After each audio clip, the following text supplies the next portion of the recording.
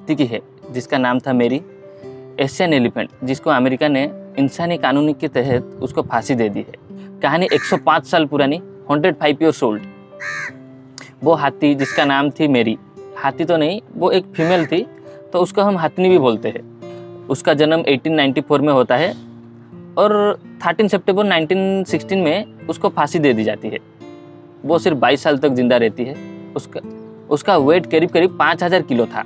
तो कहानी कुछ ऐसा है कि अमेरिका के एक शहर इरविन शहर से करीब 40 किलोमीटर दूर एक शहर हुआ करता है, वो किंग्सपोर्ट नाम की एक शहर था। उधर एक सर्कस का ग्रुप आता है, कैंप वगैरह करके उधर रहता है। वो सर्कस का नाम था वर्ल्ड स्पार्क फेमस शो।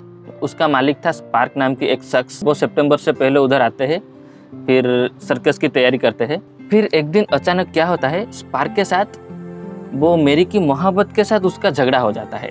मोहब्बत मतलब क्या बोलते हैं उसको, एलिफेंट कंट्रोलर।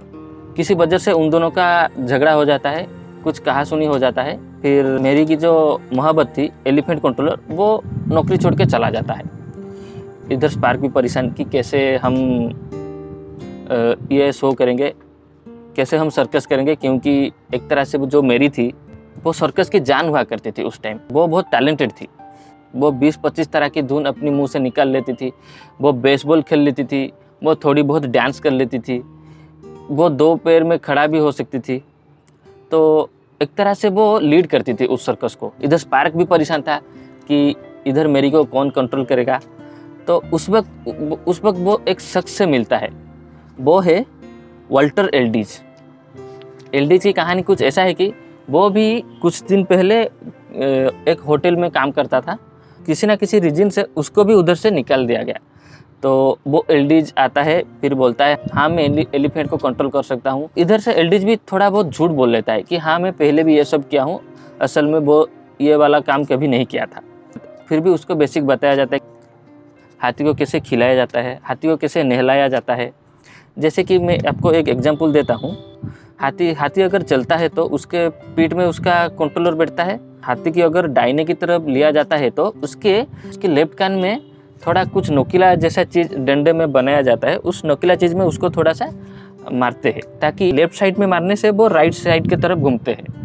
एक तरह से वो एक फॉर्मूला था। तो फिर 10 सितंबर को स्पार्क्स ने बोला कि क्यों ना हम एक पैरेड निकालते हैं शहर में, कि मतलब एक तरह के एडवर्टाइजमेंट करते हैं शहर में जाके, एक तरह के एडवर्टाइजमेंट करते हैं कि हमारा शो 16 सितंबर को होने वाला है। जाहिर सी बात वो लोग मेरी को भी रास्ते में उतारेंगे, मेरी के ऊपर एल्डिज भी बैठता है।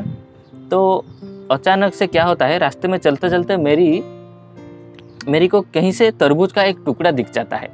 आप लोगों को पता है कि हाथी तरबूज बहुत खा लेते हैं। मेरी थोड़ी लाइन से बाहर आ जाती है। फिर उसको कंट्रोल करने के लिए एल्डिज क्या करता है, वो बाइने की तरफ जब निकल गई तो उसको दाहिने की तरफ लाने के लिए एल्डिज क्या करता है, वो नोकीला चीज़ से उसके कान में जो भाला चुगा देता है 2-3 बार। मतलब वो पुराना कंट्रोलर जो था उसको मेरी के बारे में सब कुछ पता होता था, बहुत कब गुस्सा करती थी। तो बहुत कम समय में वो 3-4 बार उसके कानों में चुगा देता है वो भाला। वो नोकीला चीज़ जैसा कुछ उसके कानों में 2-3 बार चुगा देता है। फिर मेरी को गुस्सा आ जाता है। आप लोगों को पता है हाथी को जब गुस्सा आ जाता है या फिर वो जब बेकाबू हो जाते हैं तो वो क्या करते हैं, फिर वो क्या करती है, एल्डिज को हवा में उछाल देती है, फिर उसको कुचल देती है। तो कुल मिला के अभी बात यह है कि सैकड़ों लोगों के सामने मेरी ने एल्डिज को मार डाला। लोगों ने सोचा कि मेरी पागल हो गई है, तो लोगों ने भी इधर उधर भागने लगे। फिर उस शहर की कंट्रोलर जो पुलिस वगैरह जो भी थे उसको फायर करने लगे। फिर किसी तरह उसको कंट्रोल में लाया गया। फिर उस वक्त 1916 की बात अगर मैं बोलूँ तो उस वक्त भीड़ तंत्र चल रहा था। भीड़ तंत्र में एक तरह से क्या बोलते हैं, मतलब कुछ भी होता है तो वो भीड़ ही डिसाइड करता है। तो वो मेरी के केस में भी भीड़ ही डिसाइड किया है, इसको मार दो वरना हम ये सर्कस इधर हम चलने नहीं देंगे। तो इधर स्पार्क भी एक तरह से परेशान में आ गया। फिर स्पार्क ने सोचा कि एक हाथी को कुर्बान कर देते हैं, क्योंकि एक हाथी के लिए मैं एक पूरा लॉस तो नहीं सह सकता, वो ऐसा कुछ सोचता है। फिर वो राज़ी हो जाता है कि हाँ, हम ये हाथी को मारने के लिए तैयार है।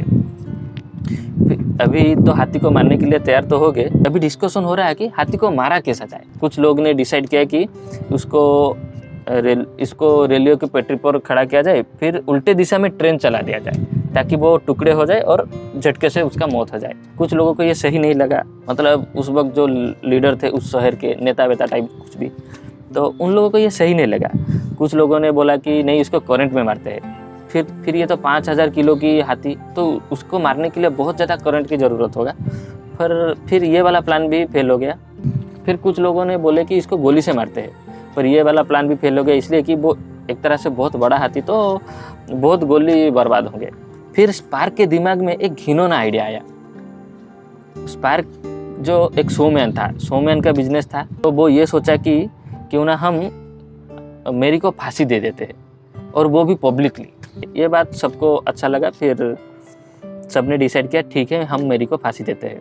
फिर किंग्सपोर्ट शहर में ऐसा कोई जुगाड़ नहीं था, मतलब ऐसा कोई फैसिलिटीज़ नहीं था कि एक 500 किलो हाथी को उस शहर में फांसी दे दी जाए।